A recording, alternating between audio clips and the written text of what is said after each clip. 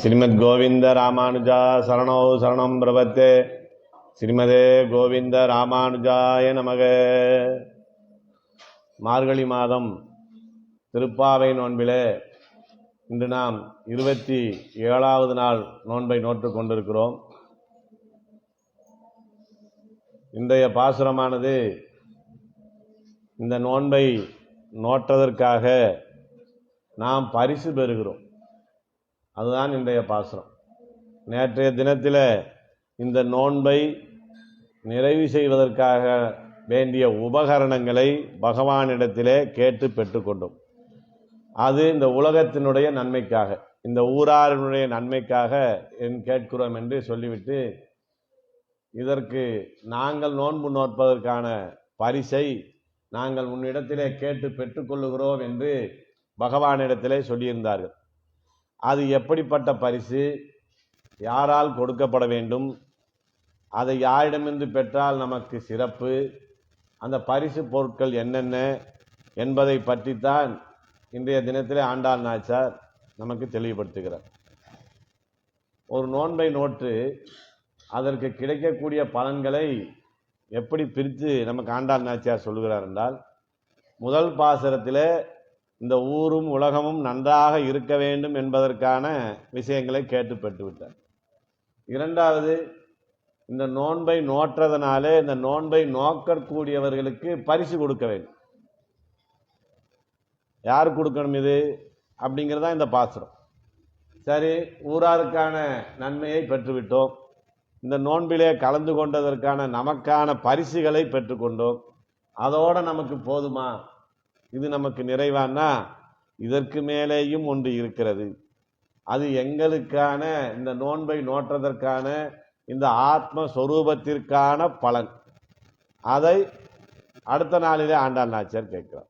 அப்போ பலனை கேட்கும்போது கூட முதலிலே உலகத்துக்கான நன்மை, பிறகு இந்த நோன்பிலே கலந்ததற்கான பரிசு, பிறகு இந்த ஆத்ம உஜ்ஜீவனம், இந்த மூன்றையும் 3 விதமாக ஆண்டாள் நாச்சியார் கேட்டு வருகிறார். அதில் இன்று 2வது நிலை. இன்றைய பாசுரமானது கூடாரை வெல்லும் சீர் கோவிந்தா உன்றன்னை பாடி பறை கொண்டு யாம் பெரு சம்மானம் நாடு புகழும் பரிசினால் நன்றாக சூடகமே தோள்வளையே தோடே செவிப்பூவே பாடகமே எந்தனைய பல்கலனும் யாமணிவோம் ஆடை உடுப்போம் அதன் பின்னே பாற்சோறு மூட நெய் பெய்து முழங்கை வழிவார கூடியிருந்து குளிந்தேலோரெம்பாவாய் என்கிற பாசம். நேற்றைய தினத்தில் கேட்டதனால இவர்கள் கேட்கக்கூடியதெல்லாம் பல பொருள்களாக வேண்டும் என்று கேட்டார்கள். பாஞ்சசன்யம் எனக்கு பலவாக வேண்டும், கோல விளக்கு, கொடி, விதானம், இதையெல்லாம் நீ நிறைய கொடுக்க வேண்டும் என்று கேட்டார்கள். ஒன்றொன்று மாத்திரம் கொடுக்கக்கூடாது, எங்களுக்கு இந்த கோஷ்டிக்கு இதையெல்லாம் நீ பல எண்ணிக்கையிலே கொடுக்க வேண்டும் என்று கேட்டார்கள். அப்படி கேட்கிற போது என்ன சொன்னார்கள்?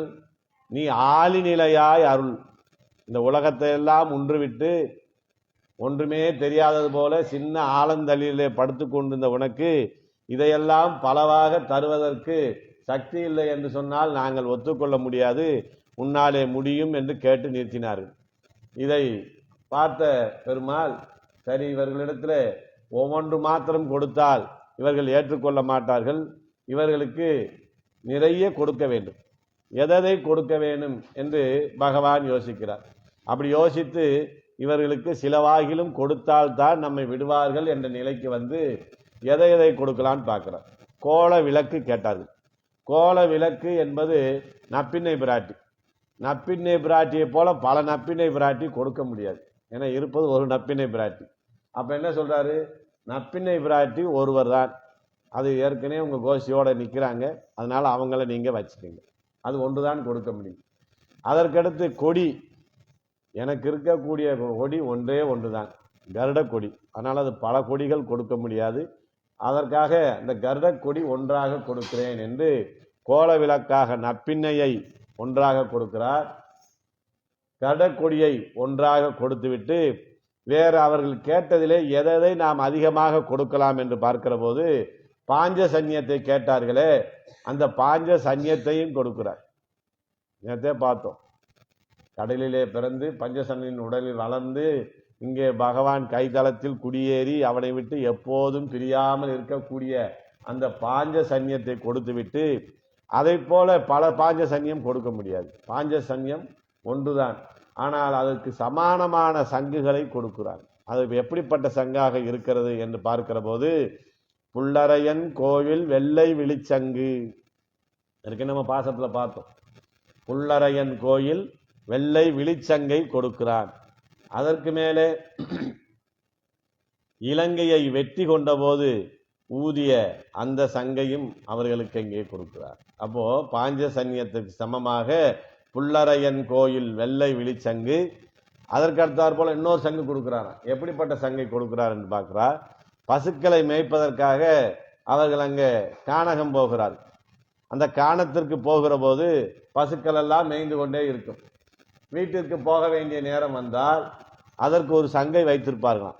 அந்த சங்கை ஊதுகிற போது இந்த பசுக்கள் எல்லாம் நம்ம வீட்டுக்கு போறதுக்கு உண்டான அந்த நேரம் வந்தாகிவிட்டது என்று அந்த சங்கொலியை கேட்டு பசுக்கள் எல்லாம் மீண்டும் வீட்டுக்கு திரும்புமா. அந்த சங்கையும் கொடுக்கிறார். அப்ப பாஞ்சசன்யம், புல்லரையன் கோவில் வெள்ளை வெளிச்சங்கு, இந்த ஆணிரையை மீள பெறுவதற்குண்டான சங்குகளை எல்லாம் இந்த கோஷ்டிக்கு கொடுக்கிறார். அதற்கடுத்து என்ன கேட்டாங்க? பறை வேண்டும் என்று கேட்டார்கள்.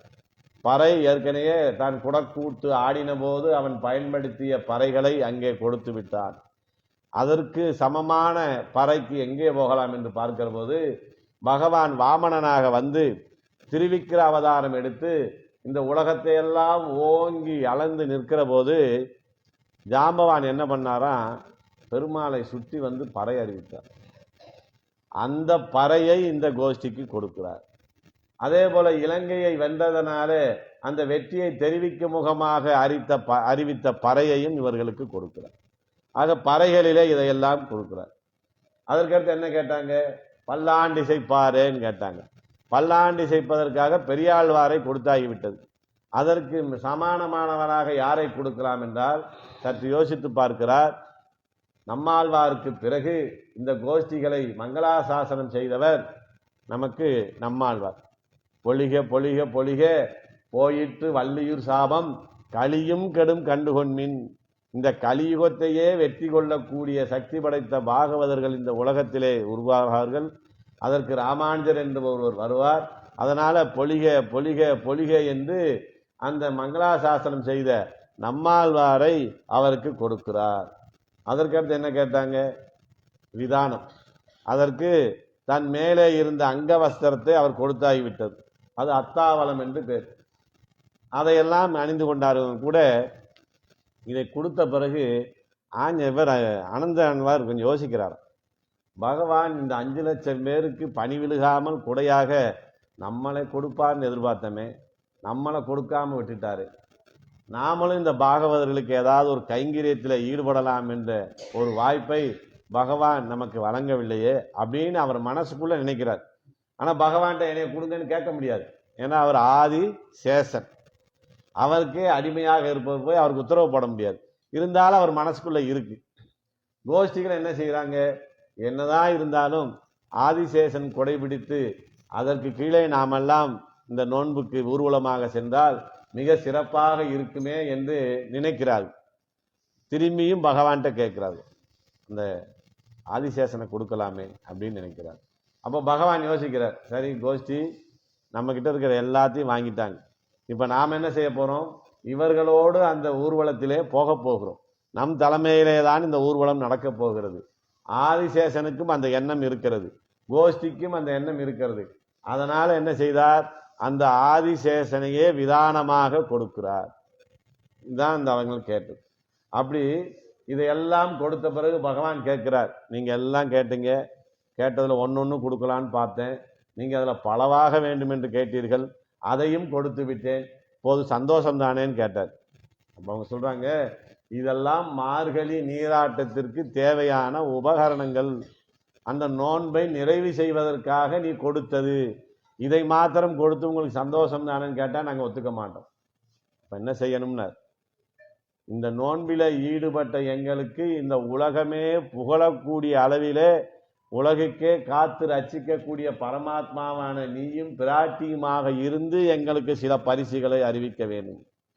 என்ன செய்யணும்னா, பெருமாளும் பிராட்டியுமாக இருந்து எங்களுக்கு சர்வவிதமான அலங்காரங்களையும் செய்ய வேண்டும். ஏற்கனவே நம்ம என்ன சொல்லியிருக்கோம்?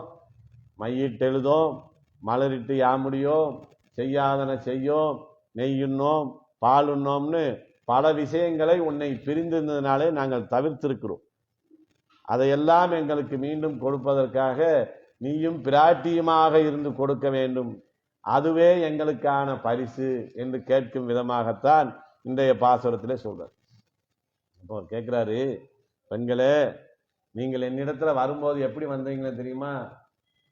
ஆற்றாது வந்து உன் அடிபணியுமா போலே அப்படின்னு சொன்னீங்க.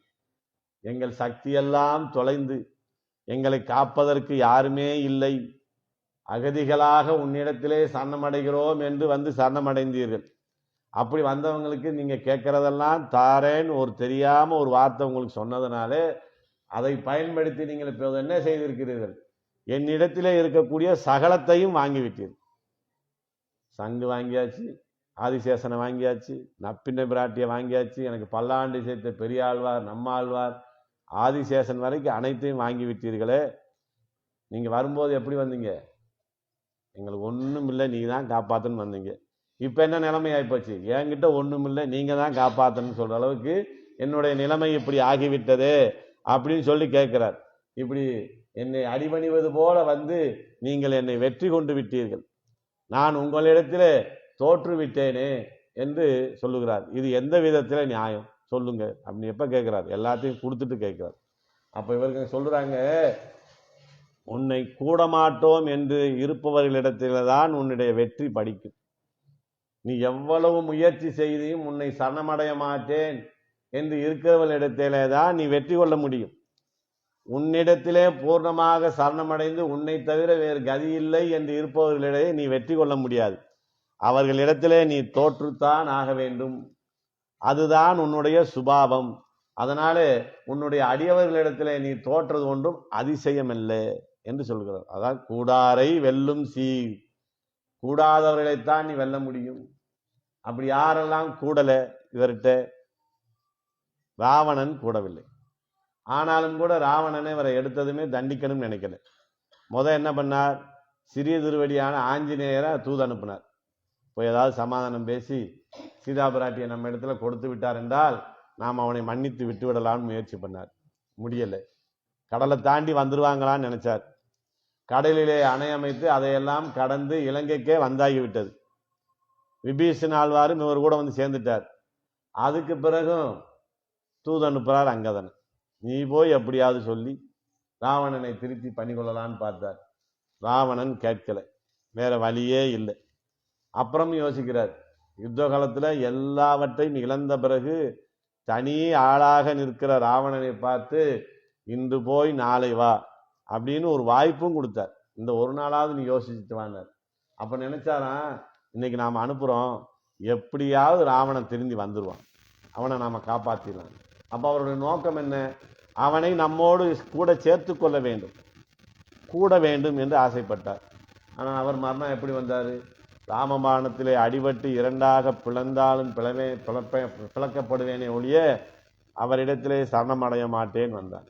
அப்பத்தான் அவரை ஜெயிக்கிறார், வேறு வழி இல்லை. அதே மாதிரி மகாபாரதத்தில் என்ன நடந்தது? மகாபாரத யுத்தம் தொடங்க போகிறது.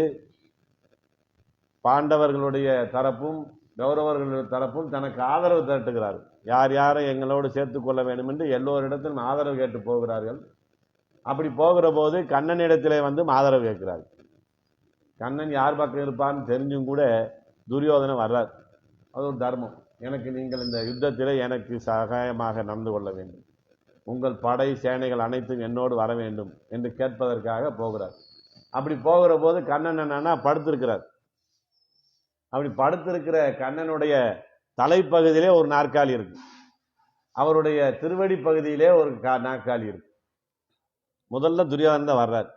வந்ததும் பார்க்குறாரு. கண்ணனுக்கு தெரியும், சரி என்னதான் செய்யறான்னு பார்க்கலான்னு அவர் கண்ணை மூடி படுத்த மாதிரியே இருக்கிறார். உறங்குவான் போல் யோகு செய்த பெருமாள் இல்லையா, அப்படியே இருக்கிறார். அப்படியே பார்க்குறான் துரியோதனை.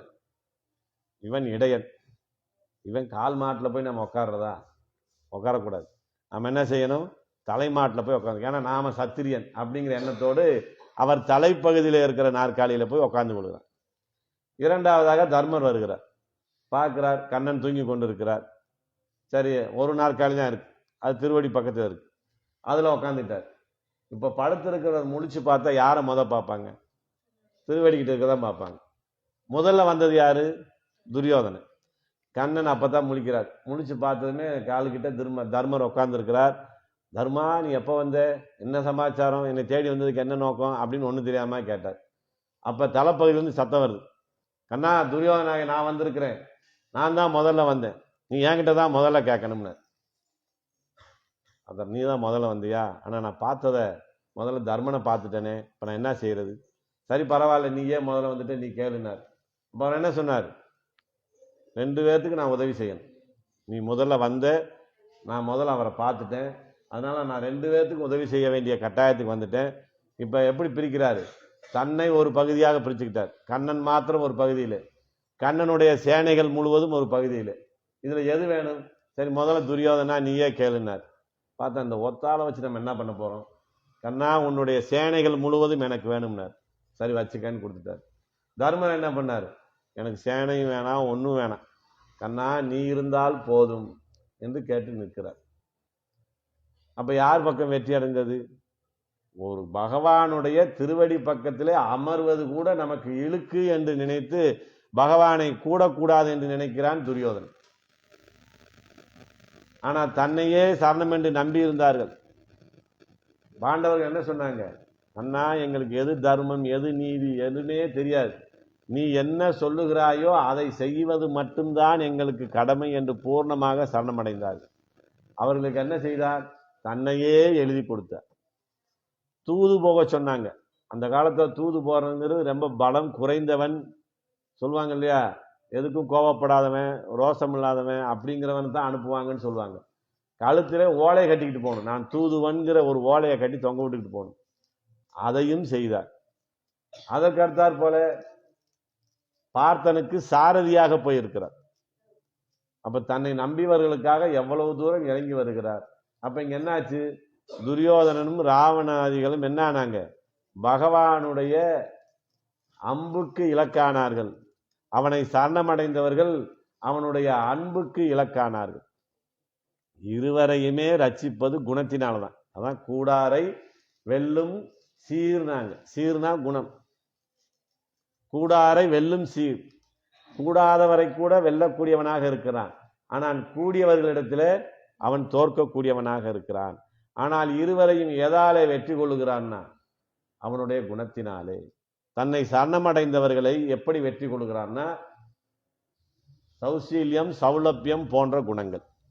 சௌசீல்யம் சௌலபியம்னா உயர்ந்தவன் தன் நிலையை விட்டு இறங்கி வருவது, இது சௌசீல்யம். சௌலபியம் தனக்கு தகுதிக்கு குறைவானவர்களாக இருந்தாலும் அவர்களோடு சமமாக பழகுவது. இந்த 2 குணங்களினாலே அடியவர்களை வெற்றி கொள்கிறான். இப்படி தன்னை சரணமடையாதவர்கள் என்ன செய்கிறான்? சௌவீரியம் என்று சொல்லக்கூடிய தன்னுடைய வீரம் என்கிற குணத்தினாலே வெல்கிறான். அப்படிதான் கூடாரை வெல்லும் சீர் கோவிந்தா. நமக்கு நடைமுறையில் பார்க்கும்போது கூடார வெள்ளினா வெள்ளிக்கிழமை தானே வரணும் அப்படின்னு நம்மளா சில தவறான கருத்துக்களை வச்சுக்கிற கூடாது. கூடாரை வெல்லும் பகவானை கூடாதவரையும் கூட வெல்லக்கூடியவனாக அவன் இருக்கிறான். கூடியவர்களிடத்திலே தோற்கக்கூடியவனாக இருக்கிறான். அதான் வெல்லும் சீர். அப்படி தன்னை கூடியவர்கள் கூடாதவர்கள் இருவதையும் அவர் வெல்வது குணத்தினாலே என்று சொல்லுகிறார். இதுல அவனை எதிர்த்து அவன் அன்புக்கு இலக்காகினால் கூட அதை மருந்து போட்டு ஆற்றி அதை தப்பிச்சுக்கலாம். சில நேரங்களில் காக்காசுரனுக்கு அம்பு விட்டார். அந்த அம்பு என்ன செஞ்சது? அதுக்கு தப்பிச்சு ஓடுனான், உலகமெல்லாம் ஓடுனான். யாரும் ராமபாணத்தை மறைக்க முடியாதுன்னு சொல்லிட்டாங்க. கடைசியில் அங்கேயே வந்து சரணாகதி அடைந்தான். பிராட்டினுடைய புருஷகாரம் கிடைத்தது. அந்த அம்புக்கு இலக்காக என்ன செய்தார்? அவனுடைய ஒரு கண்ணை மாத்திரம் எடுத்து விட்டு கண்ணுக்கு மருந்துட்டு விட்டு அதை என்ன செய்தார்? சரி பண்ணி விட்டுட்டாங்க. அப்போ அவனுடைய வீரத்துக்கு அம்புக்கு இலக்கானாலும் கூட அதுல இருந்து மீண்டு வந்துடலாமா? ஆனா அவனுடைய அன்புக்கு இலக்காகிவிட்டால் அதுல இருந்து மீண்டு வர முடியாது என்று சொல்லி. அன்புக்கு இலக்காகிறவர்கள் யாரு? நம்மை போன்ற அடியவர்கள். அதைத்தான் ஆழ்வார்கள் சொல்லுகிறார்கள், நின்று எனது ஆவியை ஈர்கின்ற சீலமே. உன்னுடைய குணம் என்ன செய்கிறது? நின்று எனது ஆவியை ஈர்க்கின்றது. எனது உயிரையே உன் பக்கத்தில் இழுத்து கொள்ளக்கூடிய சிறப்பு உன்னுடைய அந்த சீல குணங்களுக்கு உண்டு. வல்வினையேன ஈர்க்கின்ற குணங்கள், கொடுமையான கர்ம வினைகளை உடைய என்னை ஈர்க்கின்றது உன்னுடைய குணங்களாக இருக்கிறது. தாமரை கண்கள் கொண்டு ஈர்த்தியாலேன, உன்னுடைய தாமரை கண்களை கொண்டு உன்னை என்னிடத்தில் ஈர்த்து கொண்டாய் என்று சொல்லுகிறார். அப்படி அவனிடம் அந்த சௌசீல்யம் சௌலபியம் ஆகிற குணத்திலே நாம் ஈடுபட்டோமானால் அதுல விழுந்து விட்டா திருப்பி மீண்டு வர முடியாது. அப்ப எதுத்தா பரவாயில்ல போல இருக்கு, அடி வாங்கினாலும் தப்பிச்சுக்கலாம். ஆனா அவனை சரணமடைந்தா மீண்டும் அதிலே இருந்து வரவே முடியாது. அதைத்தான் சொல்லுகிறார், கூடாரை வெல்லும் சீ என்று சொல்லுகிறார். இதெல்லாம் எப்படி நடைமுறையில காட்டியிருக்கிறாரா? எந்தெந்த குணங்களினாலே யாரை வென்றான்னு இப்ப ராவணன் துரியோதனன் பார்த்தோம். ராமன் எப்படி செய்கிறார்னா, இந்த லோகங்களை அனைத்தையும் வெல்லுகிறான். எதனாலே வெல்லுகிறான்னா, தான் கடைபிடித்த சத்தியம் என்கிற குணத்தினாலே வெல்கிறான். தீனர்களை தானத்தினாலே வெல்கிறான். ஆச்சாரியர்களை சிஷ்யனாக நடந்து கொண்டு வெற்றி கொள்ளுகிறான். யுத்தத்திலே சத்துருக்களை தன்னுடைய தனுஷினாலே வில்லினாலே வெற்றி கொள்ளுகிறான் ராமன் என்று சொல்ற. அப்ப எல்லோரையும் வெல்லக்கூடியவன். ஆனா யாருக்கு எந்த ஆயுதத்தை பயன்படுத்த வேண்டும் என்று முடிவு செய்வது பகவானாக இருக்கிறார். அவன் எந்த ஆயுதத்தை நம்ம மேலே பிரயோகப்படுத்த வேண்டும் என்று முடிவு செய்ய வேண்டிய இடத்துல யாரு இருக்கும்? நம்ம இருக்கு. சரணம் அடைஞ்சிட்டா சுதானமா இருக்கலாம். சரணம் அடையலைன்னா அம்புல அடிபட்டு அவங்கிட்ட போய் சேரும். ஆனா எல்லாரும் போய் சேரக்கூடியது அங்கதான். அப்ப எல்லாரும் போய் அங்கதானே சேர்ற, நாம ஏன் அவரை நினைக்கணும்? நம்ம எதிர்த்துட்டு போலாமேன்னா மீண்டும் ஜென்மம் வந்துவிடும். மீண்டும் பிறவாத நிலை வேண்டும் என்றால் அவனுடைய அன்புக்குத்தான் நாம் இலக்காக வேண்டும். அதான் கூடாரை வெல்லும் சீர் அப்படின்னு சொன்னாங்க. இந்த குணங்கள் முழுமையாக எங்கே வெளிப்படுகிறது, எங்க நம்ம பார்க்கலாம்? இப்ப ராமன் இடத்துல பல குணங்களை பார்த்தோம். ஒவ்வொரு இடத்துல ஒவ்வொரு மாதிரி வெற்றி கொள்வார்னு பார்க்கிறோம். இது முழுமையாக அன்பே வடிவமாக இருக்கிறான், இந்த அன்பினாலே எல்லோரையும் ரட்சிக்கிறான்ங்கிற குணம் எங்கே நாம பார்க்கலாம் என்று பார்க்கிற போது, கோவிந்தா, அவன் கோவிந்தன் என்ற நாமம் பெற்று இருக்கிற போதுதான் அவனுடைய இந்த முழுமையான சௌசீலிய சௌலபிய குணங்களை நாம் பார்க்க முடியும். அதனாலதான் நம்ம எல்லா விஷயத்துக்கு என்ன செய்யறோம்? கோவிந்தான்னு சொல்லணும். ஆனா இப்ப நடைமுறையில் என்ன பண்ணிட்டோம்? ஏமாத்துறவன் ஏமாத்துனா கோவிந்தா போட்டுட்டாங்க. அதுக்கு என்ன அர்த்தம்? இனிமே ஒண்ணும் இல்லை என்று அர்த்தம். அதுதான் கோவிந்தா. கோவிந்தனை சரணமடைந்து விட்டால் இனிமே நமக்கு எதுவும் இல்லை, ஜென்மம் இல்லை. அதான் கோவிந்தா, சீர் கோவிந்தா, வெல்லும் சீர் கோவிந்தா, கூடாரை வெல்லும் சீர் கோவிந்தா. இந்த குணங்கள் பூர்ணமாக இருக்கக்கூடிய இடம் எதுவாக இருக்கிறது என்றால் கோவிந்தனாக என்று சொல்லுவோம். ஏன் இந்த கோவிந்தனுக்கு அந்த குணம்? கோவிந்தன் என்றாலே அதுக்கு என்ன அர்த்தம்? பசுக்களை காக்கக்கூடியவன் என்று அர்த்தம். ஏன் பசுக்களை காக்கிறார்னா, அந்த பசுக்களுக்கு தான் நான் எனது என்ற அகங்கார மமகாரம் இல்லாமல் இருக்கிறது. நம்மை போன்றவர்களுக்கு நான் எனதுங்கிற அகங்கார மமகாரம் எந்த நேரத்திலேயாவது ஒரு நேரம் வந்துடும். நான் தான் செய்தேன், என்னால தான் நடக்குது அப்படின்னு சொல்லுவோம். அந்த எண்ணம் வரும்போது என்ன செய்வோம்னா, நமக்கு உண்டான மரியாதை அங்க கொஞ்சம் குறையுதுன்னா இந்த காரியத்தை எப்படி கெடுக்கலாம் அப்படின்னு பார்த்தோம். ஏன் இந்த நான் எனதுங்கிற அகங்காரம் மமகாரம் இருக்கக்கூடாது அப்படின்னா இதுதான் காரணம். நான் போனேன், என்னை வான்னு கூப்பிடல, ஏதோ வேற வேலையா இருந்திருப்பாங்க, அப்புறம் கூப்பிடலாம் நினைப்பாங்க. அப்படிப்பட்ட இந்த நான் எனது என்கிற அகங்கார மமகாரங்கள் இல்லாமல் இருக்கக்கூடிய குணம் நிறைந்தது பசுக்கள். பசுக்கள் என்ன செய்யும்னா, பகவானை கூட மாட்டேன்னு அது சொல்லவே சொல்லாது. ஆனா கோவிந்தா உன்னிடத்துல நான் சேருகிறேன்னு அதுக்கு சொல்ல தெரியாது, ரெண்டுமே தெரியாது. அதனால பசுக்களை ரட்சிக்கிறார். அந்த பசுக்களை ரட்சிப்பதிலே அவனுக்கு எவ்வளவு பெரிய ஒரு உகப்பு இருக்கிறது என்பதை ஆழ்வார் சொல்லுகிறார். திவத்திலும் பசிநிறை மேய்ப்பு உவத்தி செங்கனிவா எங்கள் ஆயதேவன். பசு மேய்க்கிறத உகந்து செய்தான. இன்னைக்கு நாம எது உகந்து செய்யறோம்? டிவியில் சீரியல் பார்க்கறது, செல்ஃபோனில் பார்க்கறது, இது ரெண்டு தான் உகப்பாக செய்கிறோம். காலையில் எந்திரிச்சதுமே அதை தான் பார்க்க வேண்டியது, ராத்திரி படுக்கிற வரைக்கும் அதை பார்த்துட்டு படுக்க வேண்டியது. ஆக நாம் எதில் உகப்பு இருக்கோம்? அல்ப விஷயங்களிலே உகப்பை வைத்திருக்கிறோம். பகவானுக்கு அது எப்படி உகப்பாக இருக்கான்? மேய்ப்பு உவத்தினர், பசுக்களை மேய்ப்பது உகப்பாக இருக்கிறதாங்க. ஏன்னா தன்னைத்தானே காப்பாற்றி கொள்ள முடியாத நிலையில இருக்கிற பசுக்களைத்தான் நான் காப்பாற்ற வேண்டும்.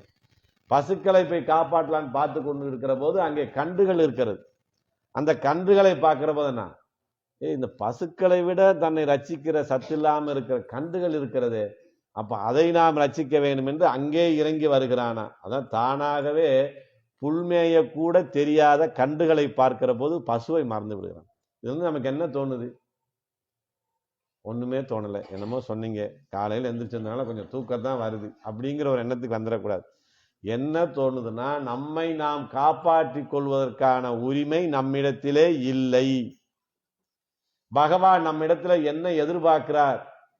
என்னால ஒன்றும் முடியாதுன்னா, பெத்த தாய் தாப்புங்கிட்ட என்னால் ஒன்றும் முடியாது, இன்னைக்கு ராமானுஜபுரத்தில் சொல்லிட்டாங்க, நான் பேசாமல் படுத்துக்கிறேன், நான் விடுவாங்களான்னா? எல்லா காரியத்திலும் நாம் ஈடுபட வேண்டும். நமக்கான தர்மங்களை கர்மங்களை செய்ய வேண்டும். ஆனால் செய்கிற போது நான் செய்கிறேன், எனக்காக செய்கிறேன் என்கிற எண்ணத்தை தவிர்த்து விட்டு பகவான் சொன்னார் அதனால செய்தேன், இந்த செய்தால் பகவானுக்கு உகக்கும் அதனாலே செய்கிறேன் என்ற நினைவோடு செய்ய வேண்டும். அந்த நினைவே இல்லைனாலும் பரவாயில்லை, நான் செய்கிறேன்கிற எண்ணம் இல்லாமல் செய்தான் போதும் என்று தானாகவே புல்மேய கூட தெரியாத கன்றுகளை பார்க்கிற போது கன்று மேய்த்து இனிது உகந்த காலாயினர். அங்க உவப்பு, இங்க உனக்கு உகந்து இனிது உகந்து இருக்கிறார். பசுக்களை மேய்க்கிற போது உகப்பு மட்டும், கன்றுகளை மேய்க்கிற போது இனிது உகக்கிறான். இது ரொம்ப சந்தோஷமா இருக்குங்க. முதல் லட்டு கொடுத்தாங்க, எப்படி இருக்குண்ணா? போக்கியமா இருக்கணும். அப்புறம் நல்லா கேசரி கொடுத்தா அடாடாடா ரொம்ப போக்கியமா இருக்குன்னு சொல்ற மாதிரி பசுக்களை மேய்ப்பதை விட கன்றுகளை மேய்ப்பதில் எனக்கு மிகவும் சந்தோஷமாக இருக்கிறது என்று சொல்லுகிறார்னா. ஏன் அப்படி சொல்றான்னா, தன்னைத்தானே காப்பாற்றி கொள்ள முடியாதவர்களை பகவான் ரட்சிப்பான். நான் அகதி, நான் கதியற்றவன் சொல்லவே கூடாதான். ஆள வந்தார் போய் பெருமாள் முன்னாடி நின்று நான் அகதியாக வந்திருக்கிறேன்னு சொல்லி சொன்னாராம். பெருமாள் சொன்னாராம், என்னை வச்சுக்கிட்டு நீ அகதின்னு சொல்லலாமா? உனக்கு நான் இருக்கிறேன் என்று சொன்னான். அப்ப நமக்கு எல்லாருக்கும் யார் இருக்கிறான்? பகவான் இருக்கிறான். அதான் சொல்றாங்க இல்லையா, யார் யார் நம்மளை காப்பாற்றுவார்கள் என்று நாம் நம்பி இருக்கிறோமோ அவர்கள் எல்லாம் ஏதோ ஒரு இடத்திலே நம்மளை கைவிட்டு விடுவார்கள். அதான் சொல்றாங்க, தந்தை ரட்சகன் அல்ல, தாய் ரட்சகன் அல்ல, புத்திரன் ரட்சகன் அல்ல, சகோதரன் ரட்சகன் அல்ல, கணவன் ரட்சகன் அல்ல, மனைவி ரட்சகன் அல்ல. இவர்கள் ஏதாவது நம்ம நம்பினோம்னா ஏதாவது ஒரு இடத்துல நம்மளை விட்டு போக வேண்டிய சூழ்நிலை வந்துடும். ஆனால் எந்த இடத்திலும் நம்மை விடாமல் ரட்சிக்கக்கூடியவனாக இருப்பவன் யாருன்னா பரமாத்மா. அதுக்கு திரௌபத சாட்சி. யாருமே காப்பாத்தல. குல குருவுல இருந்து, குலத்துக்கு மூத்தவரான பீஷ்மர்ல இருந்து, கட்டிய கணவன்ல இருந்து, மாமனார்ல இருந்து யாருமே காப்பாத்தல. தன்னைத்தானே காப்பாற்றி கொள்ளலாம் என்று முயற்சி செய்து பார்த்தால் அதுவும் முடியல. மானம் போக போகிறது, காப்பாற்ற யாருமே இல்லை, சபையே வேடிக்கை பார்க்கிறது. என்ன செஞ்சாங்க? கோவிந்தா நிலையா புண்டரிகாச்சா ரச்சமாம் சரணாகதாம்னு கோவிந்தான்னு தான் அங்க கூப்பிட்டாங்க. கேட்ட மாத்திரத்துல புடவை சுரந்தது.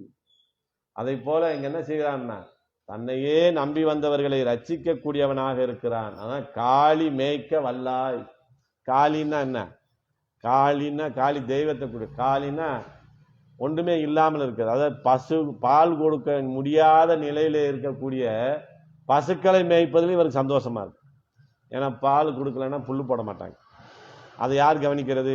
பகவான் கவனித்துக் கொள்ளுகிறான் அப்படின்னு சொல்றாங்க. அப்படி கூடாரை வெல்லும் சீர் கோவிந்தா, அந்த கோவிந்தா என்கிற குணத்திலே தான், அந்த நாமத்திலே தான் இந்த குணங்களை முழுமையாக நாம் பார்க்க முடியும். அதனால இந்த கடைசியில வரக்கூடிய, நிறைவாக வரக்கூடிய இந்த 3 பாசனங்களிலே ஆண்டாள் நாச்சியார் எந்த நாமத்தை பயன்படுத்தினார்? கோவிந்தா கோவிந்தா கோவிந்தான்னு சொல்லி முடிச்சுட்டாங்க. இந்த கோவிந்தாவை தவிர வேறு பேர் சொல்லியிருந்தா சிறு பேருன்னு சொல்லி முடிக்கிறாங்க. அப்படிப்பட்ட கூடாரை வெல்லும் சீர் கோவிந்தா, உன்னை வந்து நாங்கள் சரணமடைந்து ஊருக்கான நன்மையை பெற்றுவிட்டோம், எங்களுக்கான நன்மையை பெற வேண்டும்னா உங்களுக்கு முதல் நன்மை என்னன்னா, உந்தன்னை பாடி. எங்களுக்கு என்ன வேலை? உன்னை பாடுவதுதான் எங்களுக்கு மிகப்பெரிய சந்தோஷம். 1,00,000 வேணுமா? வேணாம். 10 கோடி வேணுமா? வேணாம்.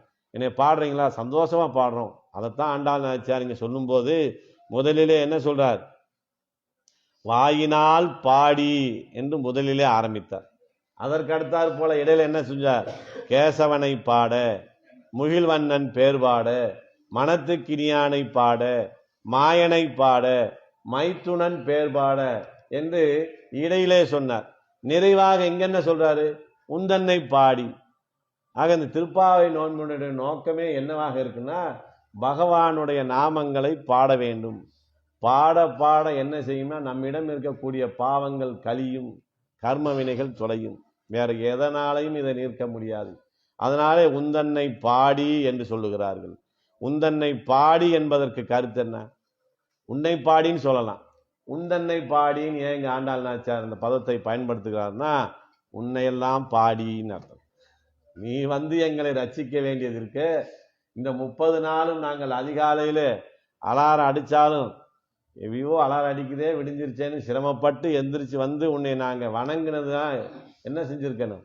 நீ அது மாதிரி அதிகாலையில எழுந்து வந்து எங்களுடைய இல்லத்திலே கதவை தட்டி எங்களை வந்து ரட்சித்திருக்க வேண்டும். உந்தன்னை பாடி நாங்கள் உன்னையெல்லாம் பாடித்தான் நாங்க பலன் அடையணுமா? அந்த உரிமை எடுக்கிறாங்க இந்த இடத்துல. அப்படி உந்தன்னை பாடி பறை கொண்டு இந்த ஊருக்கான நன்மையை, இந்த உலகத்துக்கான நன்மையை பெற்றுவிட்டோம், பரவாயில்லை. அதற்கடுத்து என்ன செய்யணும்னா, யாம் நாங்களெல்லாம் யார்? நாங்களெல்லாம் ஆத்மா யார், பரமாத்மா யார் என்பதை தெரிந்து கொண்ட நாங்கள். யாம்னு சொன்னா அதுக்கு அடையாளம். ஏன்னா உலகத்திலேயே நாம் யார் என்ற கேள்விக்கு விடை கொடுத்த ஒரே சம்பிரதாயம் வைணவ சம்பிரதாயம். நான் யார் என்று சொல்லுகிற போது, இந்த தேகம் நான் அல்ல, இந்த தேகத்தை கடந்திருக்கக்கூடிய மனது நான் அல்ல, அதையும் கடந்திருக்கக்கூடிய ஆத்மாதான் நான். அப்படி நான் சொல்லிட்டா நம்ம சுதந்திரனா? இல்லை, நீ பரமாத்மாவனுடைய சொத்து, நீ அவனுக்கு அடிமை என்று சொல்லுகிறார். இந்த விஷயத்தை, இந்த ஞானத்தை அறிந்தவர்களான யாம்ங்கிறார். அப்ப ஆத்ம பரமாத்மா விவேகத்தை அறிந்தவர்கள் ஆகிய நாங்கள் யாம் பெரும் சம்மானம், அந்த உண்மையை தெரிந்த நாங்கள் பெறக்கூடிய சன்மானம் என்னவாக இருக்கணும் என்று சொல்லுகிறார்கள். என்ன சம்மானம் வேணும்? பகவானை கும்பிட்டுட்டா பேசாம இருக்க வேண்டியதானே, அவ்வளவுதானே நமக்கு என்ன? யாம் பெரும் சன்மானம். அப்படி ஏதாவது நாங்கள் இந்த நோன்பில ஈடுபட்டதுக்கு நீ ஒரு பரிசை கொடுத்தே ஆக வேண்டும்னா, இதை பத்தி வியாக்கியானம் பண்ணிட்டு இருந்திருக்கிறார் பட்டர். அப்ப அவருக்கு என்னன்னா, சன்னதியிலேருந்து பிரசாதம் வந்திருக்கு. பிரசாதம் என்ன? பகவான் சூடி களைந்த மாலை. அந்த மாலையை கொண்டு வந்து கொடுத்துருக்குறாங்க. இந்த பாசுரத்துக்கு வியாக்கியானம் சொல்லிக்கிருந்திருக்கிறார். யாம் பெரும் சம்மானம் வந்து விட்டதுன்னா, இந்த வியாக்கியானம் செய்ததுக்கு எனக்கு சம்மானம் என்ன? பகவான் சூடி களைந்த மாலை எனக்கு வந்து விட்டது, யாம் பெரும் சம்மானம். சீதா பிராட்டிக்கு வனவாசத்துல இருக்கிற போது ராமன் ஒரு சம்மானம் கொடுத்தான்னு ஒரு செய்தி வரலாம். இதை பத்தி இந்த ஆச்சாரியர்கள் ஆராய்ச்சி பண்றாங்க. அவர் இருப்பதோ காட்டுல, எந்த செல்வமும் இல்லை.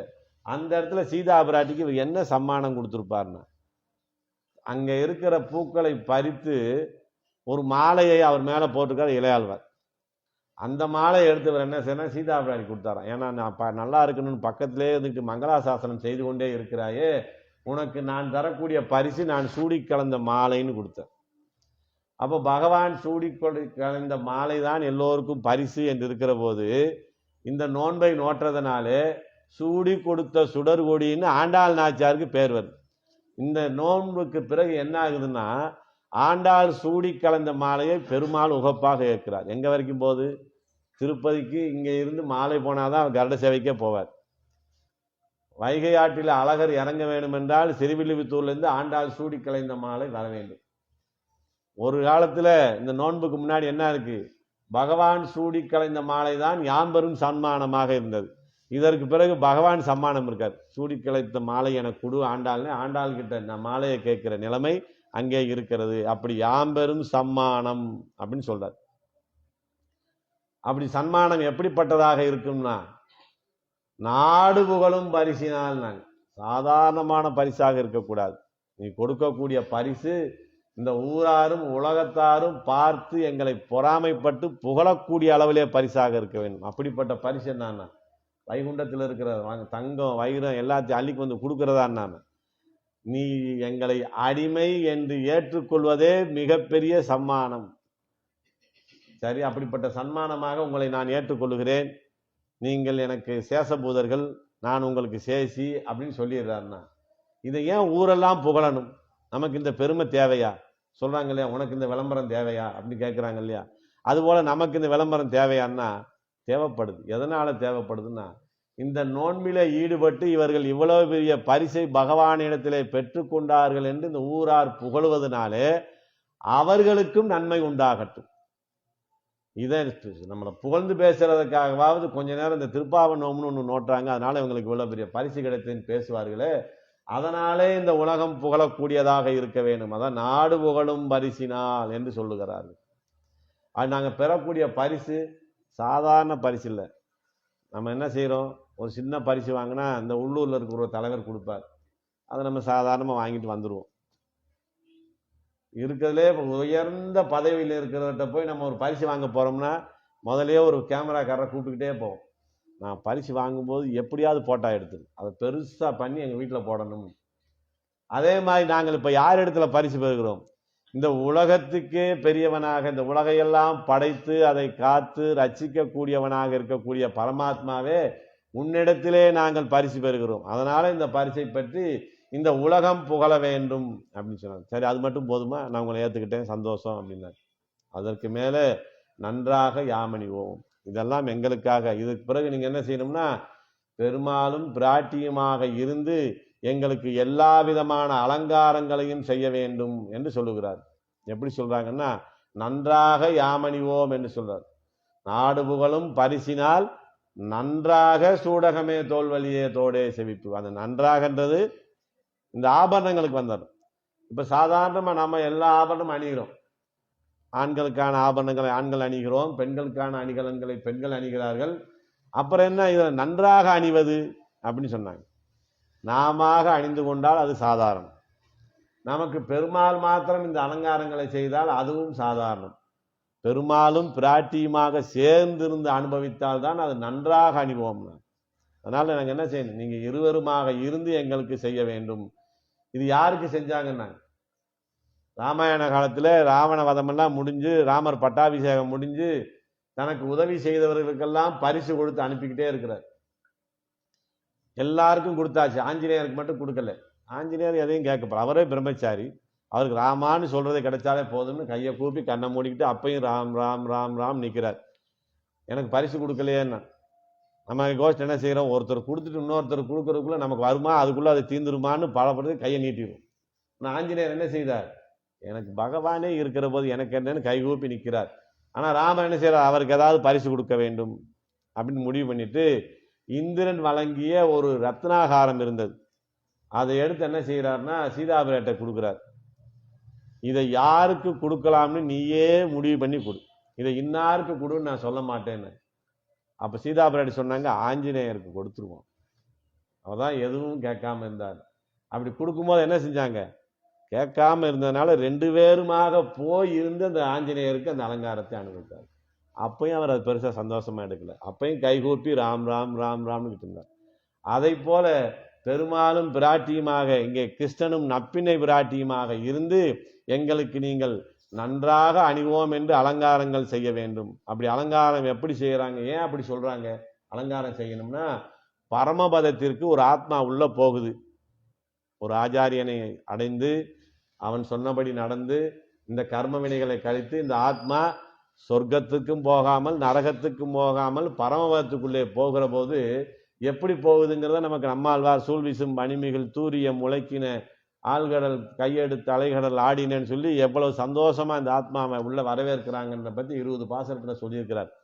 அப்படி போன ஆத்மாவுக்கு யார் அலங்காரம் பண்றாங்களாம், இப்படி ஒரு ஆத்மா வரப்போகுதுன்னு பெருமாள் சொல்லிடுவாராம். பரமபதத்துக்கெல்லாம் பெயிண்ட் பண்ணுங்க, வெள்ளையடிங்க, சுத்தம் பண்ணுங்க, ஒரு ஆத்மா இங்க வரப்போகுதுன்னு சொல்லி சந்தோஷமா இருப்பாராம். அப்படி வந்த ஆத்மாக்களை அவரே பெருமாளும் பிராட்டியுமாக இருந்து தங்களைப் போலவே அலங்காரத்தை செய்வார்கள். அந்த பாவனையை நீ இங்கேயே எங்களுக்கு செய்து தர வேண்டும். இந்த திருப்பாவை நோன்பினாலே பரமபதத்தில் கிடைக்கக்கூடிய பலன் இங்கேயே கிடைக்கும், அதனாலே நீங்களே எங்களை அலங்கரிக்க வேண்டும் என்று கேட்டுவிட்டு முதல்ல எந்த ஆபரணம் தணிகிறதுனா, நம்ம ஒருத்தரை பார்க்குறோம், பார்த்ததும் என்ன செய்கிறோம்? முதல்ல கை கொடுக்குறோம். அப்போ அந்த கைகளுக்கு நீ சூடகம் அணிவிக்க வேண்டும். சூடகமே அப்படி கையை கொடுத்தது என்ன செய்கிறோம்? அவங்களை இழுத்து அரவணைக்கிறோம். அப்போ அப்படி அரவணைக்கிற போது நீ என்ன செய்யணும்? தோல்வளையே அரவணைக்கிற போது அவர் முகம் எங்கே போகும்? காது கிட்ட போகும். அப்போ சூடகமே, தோல்வளையே, தோடே, செவிப்பூவே, இதையெல்லாம் நீங்கள் எங்களுக்கு அணிவிக்க வேண்டும். இருவருமாக இருந்து இந்த அலங்காரத்தை செய்ய வேண்டும். இதற்கு அடுத்தால் போல கேட்கிறார். சூடகமேன்னு ஆரம்பிச்சவர் பாடகமே என்று முடிக்கிறார். எங்களை கையை பிடித்து நீ காட்கொண்ட நீ நிறைவாக என்ன செய்கிறாராம்? இந்த உத்தமமான ஆத்மாவினுடைய காலை பிடிக்கிறார். அந்த காலுக்கு உண்டான அணிகலனையும் நீ அணிவிக்க வேண்டும். நம்ம பெருமாளை கொண்டு வந்து எங்க சேர்த்துட்டாங்க? நமக்கு ஏவலால் போல கொண்டு வந்து சேர்த்துடுறாங்க. இந்த நோன்பினுடைய பலம் அப்படி நமக்கு பெற்று தருகிறது அப்படின்னு சொல்லுகிறாங்க. அதான் சூடகமே, தோல்வளையே, தோடே, செவிப்பூவே, பாடகமே அப்படின்னு இந்த அணிகலனெல்லாம் சொல்லிட்டு, இப்போ நான் சொன்னது கொஞ்சம்தான். என்றனைய பல்கலனும் யாம் அணிவோம். நாங்கள் அது மாதிரி எத்தனை ஆபரணங்கள் இருக்கோ, எதை எதை பூட்டி அழகு பார்க்கணுமோ எங்களை நீங்கள் அழகுபடுத்த வேண்டும் என்று ஆண்டாள் நாச்சியார் தன் கோஷ்டியாரோடு இங்கே கேட்கிறார். யாம் அணிவோம் அப்படின்னு சொல்ல வேண்டும். ஏன் யாம் அணிவோம்? நீங்கள் அணிவோம் தானே சொல்லியிருக்கணும். எங்களுக்கு அலங்காரம் பண்ணுன்னு சொல்லிட்டா நீங்கள் அணிவிக்க வேண்டும் சொல்றாங்க. ஆனால் இப்போ என்ன சொல்றாங்க? யாம் அணிவோம் அப்படின்னு சொன்னா, எப்போது நாங்கள் மையிட்டெழுதோ மலரிட்டு யாம் முடியோம் எல்லா அலங்காரங்களையும் தவிர்த்து விட்டு இருந்தோம். எப்போது? உன்னை விட்டு பிரிந்திருந்த போது. இப்போது உன்னோட சேர்ந்து விட்டோம். சேர்ந்துட்டா எங்களை அழகுபடுத்தி பார்க்க வேண்டிய பொறுப்பு யாருடையது? உன்னுடையது. ஒரு குழந்தை இருக்கு, குழந்தை நம்ம குழந்தை, அதை அப்படியே விட்டுருவோமா? என்ன செய்கிறோம்? அது லேசாக அழுக்குப்பட்டிருந்தாலும் இந்த குழந்தைய தூக்கி நம்ம மடியில் வைத்து அதுக்கு குளிப்பாட்டி என்னென்ன அலங்காரம் பண்ணணுமோ அவ்வளவும் பண்ணி கடைசியில் ஒரு கருப்பு மையை எடுத்து ஒரு டிஸ்டி போட்டு வைப்போம். அப்படி தாய் தகப்பன் போல இருந்து நீங்கள் எங்களுக்கு எல்லா விதமான அலங்காரங்களையும் செய்விக்க வேண்டியதுனால அப்படி நீயா கொடுத்தா நாங்கள் ஏற்றுக்கொள்கிறோம். இவருக்கு ஒரு சந்தேகம் இருக்குமா? கண்ணனுக்கும் மையிட்டு எழுதோ மலரிட்டு யாம் முடியோம்னு இருந்தாங்களே, இப்போ நாம போய் இதை கொடுத்தா ஏற்றுக்குருவாங்களா அப்படின்னா, நீ கொடுத்தா ஏற்றுக்குருவோம், நாங்களாக வைத்துக்கொள்ள மாட்டோம் அப்படிங்கிற நிலையில இங்கிருந்து ஆடை உடுப்போம், அலங்காரமெல்லாம் செய்த பிறகு ஆடை உடுப்போம் அப்படின்னு சொல்றாங்க. நீங்கள் கொடுக்கக்கூடிய ஆடை கொடுக்கணும். எப்படிப்பட்ட ஆடையாக இருக்குன்னா, நீங்கள் சூடி கலைந்த ஆடையாக இருக்க வேண்டும். அந்த ஆடையிலே பகவானும் பிராட்டியினுடைய அந்த வேர்வை வாசனை எங்களுக்கு இருக்க வேணும்னு கேட்குறேன். பகவானுக்கு பெருமாள் பரமபத்தில் பார்த்தா கூட ஒருவேளை வேர்க்கலாம், அவருக்கு அந்த வாசனை இருக்குன்னு சொல்லலாம்.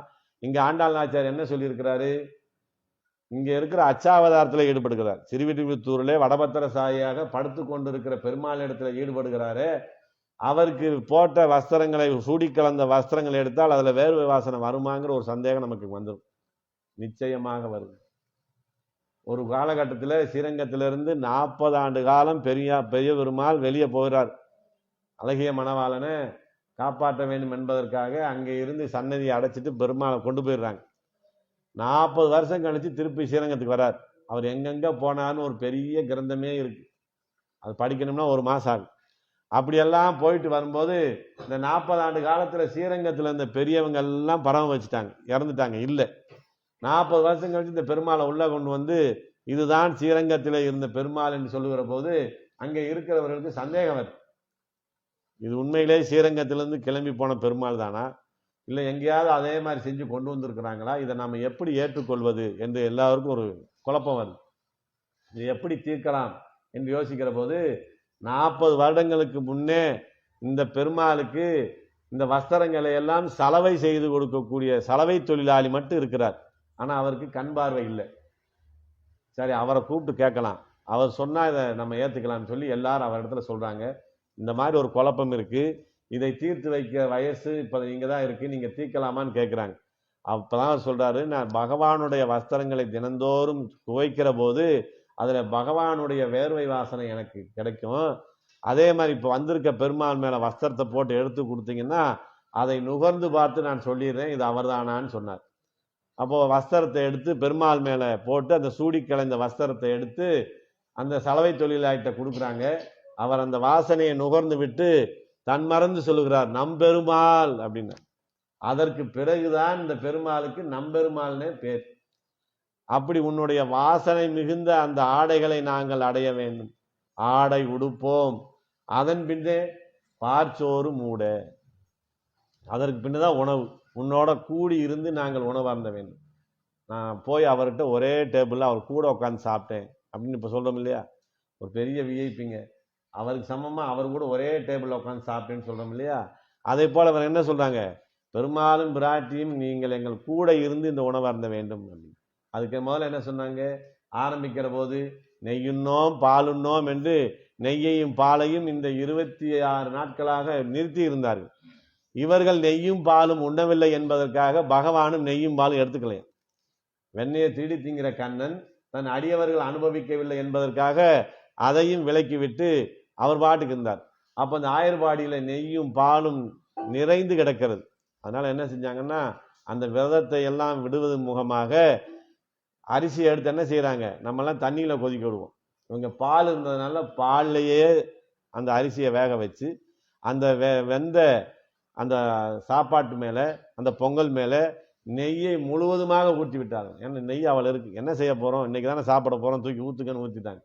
அதான் ஆடை உடுப்போம், அதன் பின்னே பார்ச்சோறு மூட நெய் பெய்து, இந்த பார்ச்சோரை மூடக்கூடிய அளவுக்கு நெய்யை பெய்து முழங்கை வழிவார. அப்படி எல்லாரும் இருந்து ஒரே பாத்திரத்துல அந்த பிரசாதத்தை வைக்கிறாங்களாம். பெரும்பாலும் பிராட்டி உள்பட அத்தனை கோஷ்டி ஒன்னா அந்த பிரசாதத்துக்குள்ள கையை விடுறாங்க. அப்படி விட்ட கையில பிரசாதத்தை எடுக்கிறாங்க. எடுத்ததுமே பிரசாதத்தை எடுத்து இப்படி நிமிர்ந்து பார்க்கிற போது கண்ணனும் நப்பின பிராட்டியும் நிற்கிறாங்க. கண்ணனுடைய வடிவலைகளை ஈடுபட்ட இவர்களுக்கு நம்ம உண்மையாதே கண்ணன் கூட இருக்கிறோமா அப்படின்னு இவங்களை தன்மறந்து அங்கே ஒரு நிலைக்கு வந்துடுறாங்க. கண்ணனை சேரறது பெரிய காரியம்னு சொன்னாங்களே, நாம் இந்த திருப்பாவை நோன்பு செய்ததுனாலே நம்ம கூட வந்து பெருமாள் சாப்பிட்டுக்கிட்டு இருக்கிறாரா, அது உண்மையா அப்படிங்கிற அந்த ஒரு மயக்கத்தில் அவங்க மயங்கி நிற்கிறாங்க. இங்கே சாப்பாடை எடுத்தாச்சு, பொங்கல் எடுத்தாச்சு, தன் மறந்து நிற்கிறாங்க. அதில் பாலும் நெய்யும் அதிகமாக இருக்கிறதுனால இலக்கமாக இருக்கிறது. அப்படியே கண்ணனை பார்த்துக்கிட்டே இருக்கிறாங்க. இந்த பொங்கல் என்ன செய்யுது, அப்படியே முழங்கை வரைக்கும் வலியுது. அப்படி தன் மறந்து நின்று பகவானை அனுபவிக்கிறார்கள்னா முழங்கை வழிவார. சரி, முழங்கை வரைக்கும் வந்துச்சு, அதை எப்படி சாப்பிட்றதுன்னா இங்க இருந்தே நாக்கால நக்கியே சாப்பிட்டாங்க. அப்படி பகவான் மேலே தன்மறந்து ஈடுபட்ட நிலை எங்களுக்கு ஏற்பட வேண்டும் அப்படின்னு சொல்லுதுதான் முழங்கை வழிவார கூடி இருந்து குளிந்தேலோரம்பாவாய். அப்படி கூடி இருந்து பெருமாளும் பிராட்டியும் கோஷ்டிகளோட சேர்ந்து இருந்து அனுபவிப்பது நமக்கு மிகப்பெரிய ஒரு உகப்பாக இருக்கும். அதுதான் நமக்கான குளிர்ச்சியை கொடுக்கும். பணம் வந்தா குளிர்ச்சி வருமானா பயந்தே வரும், பதவி வந்தா குளிர்ச்சி வருமானாக்க எச்சரிக்கை தான் வரும்.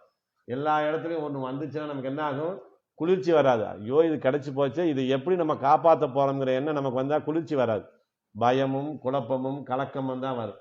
ஆனா பகவானை அடைந்து விட்டால் இனி நமக்கு ஒரு துன்பம் இல்லை, எந்த பொறுப்பு நம்மது இல்லை, பூரா அவர் பார்த்துக்கிறார் அப்படின்னு அவர்கிட்ட ஒப்படைச்சிட்டதுனால மனம் குளிர்ந்து விடுகிறது.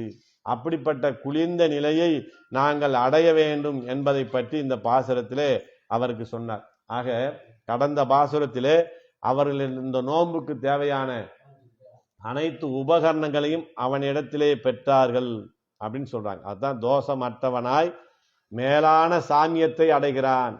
பகவானை அடைந்தவர்கள் அவர்களும் சங்கு சக்கரங்களோடு பகவான் போலவே இருக்கக்கூடிய ஒரு நிலையை பெறுகிறார்கள் என்ற விஷயத்தை போன பாசரத்திலே சொன்னார்.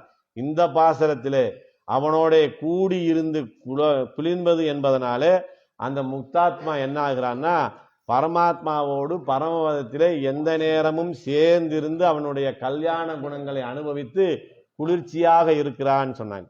அப்போ ஒரு முக்தன் பரமபதத்துக்கு போன ஆத்மா எதை எதை அனுபவிக்கும், பெருமாளை போலவே சாமியம் பெறுவான். அதை கடந்த பாசுரத்திலே பெற்றோம். பகவானோடைய கூடையே இருந்து அவனுடைய குணங்களை எல்லாம் அனுபவிப்பதனாலே நம்முடைய மனது குளிர்ந்து இருக்கும், இந்த ஆத்மா கொதிப்பில்லாமல் இருக்கும். இந்த நிலையை இந்த பாசுரத்தில் அடிக்கிறோம். ஆக இந்த பாசுரத்தை இதுவரை இந்த நோன்பை நோற்றதுனாலே பரமபதத்திலே இருக்கக்கூடிய ஆத்மாக்கள் எந்த இன்பத்தை அனுபவிக்கிறதோ அதே இன்பத்தை இந்த லோகத்திலேயே நாம் அனுபவிக்கக்கூடிய வாய்ப்பு கிடைத்திருக்கிறது என்பதை ஆண்டாள் நாச்சியார் தெரிவித்திருக்கிறார்கள் என்று சொல்லி நிறைவு செய்கிறேன். ஸ்ரீமதே ராமானுஜாய நமக. கோஷ்டி எல்லாரும் அப்படியே கொஞ்ச நேரம் உட்காருங்க. காலம் அடக்கி உட்காருறது கொஞ்சம் சிரமம்தான். இன்னைக்கு ஒரு நாளைக்கு கொஞ்சம் பொறுத்துக்குங்க.